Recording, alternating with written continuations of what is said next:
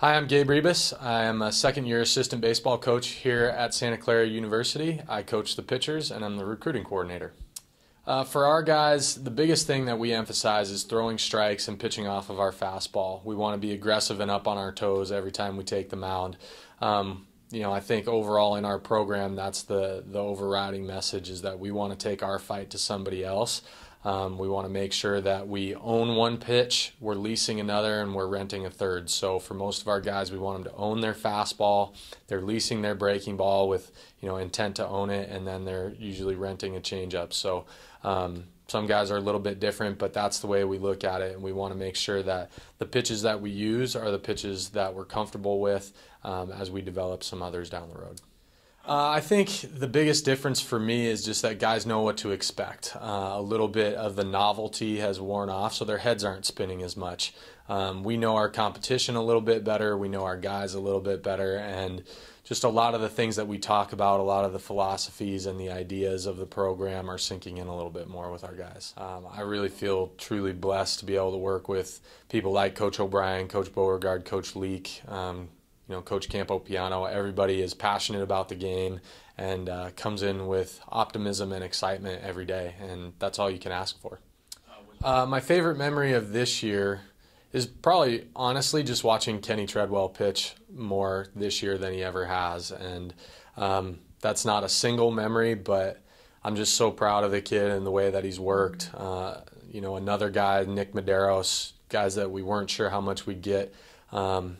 This year they've just put their nose to the grindstone, worked really hard, and been huge contributors to the pitching staff. So I don't know if there's one memory, but watching those guys put in the work and get the results that they would want and that are helping our team is just really gratifying as a coach and as someone who connects with them every day.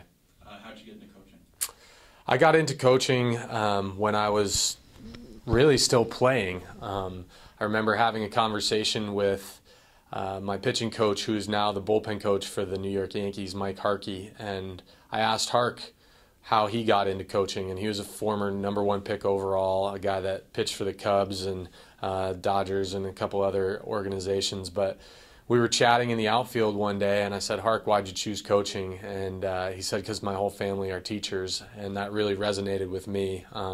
My dad works at Bowdoin College. My mom was a professor at the University of Colorado at Boulder, and I come from a family of educators, and I just felt like it was appropriate for me that whenever my playing career was done to give something back to the game, and that's sharing the lessons that you've learned. And I really identify myself as an educator first and not a coach, so I can't see myself, no matter where this road takes me, not wanting to be in coaching and not wanting to connect with young men every day.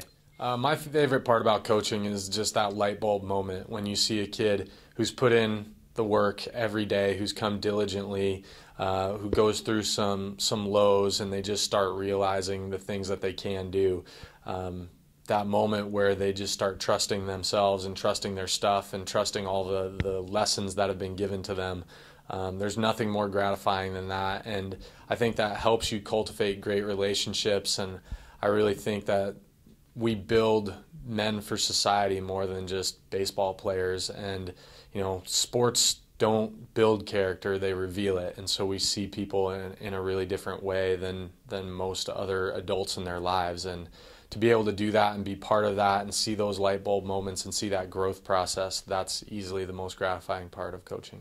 Oh man, I had a lot of favorite big leaguers growing up. I grew up with the stories of Roberto Clemente and Joe DiMaggio and guys like that.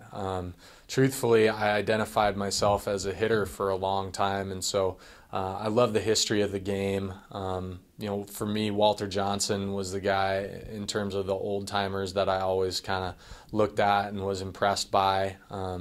So it's interesting as I grew up and kind of started watching pitchers. I think Curt Schilling and Roger Clemens were the two guys that I really admired, and now I look at guys like Roy Halladay and those guys, and I've had a chance to be around some really good ones. Jake Peavy comes to mind, and Cole Hamels.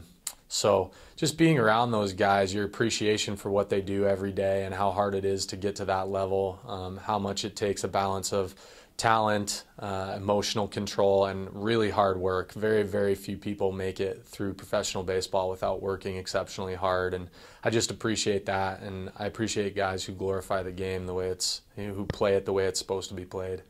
Yeah, actually, I think most of my best friends in my life are guys that I played with in the minors. It's interesting. It's such a unique experience, and you share things that you'll never share with anybody else with your teammates in the minor leagues, and it's a struggle. You're far away from your family. You're not making very much money.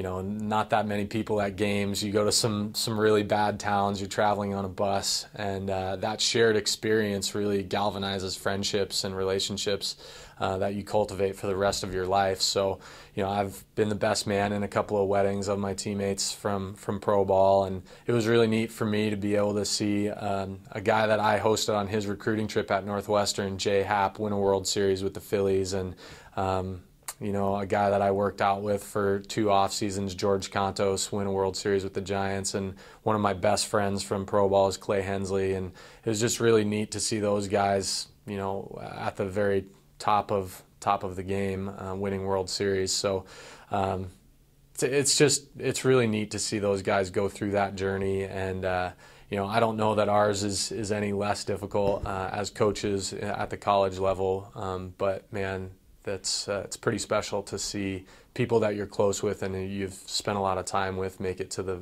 very top of the game.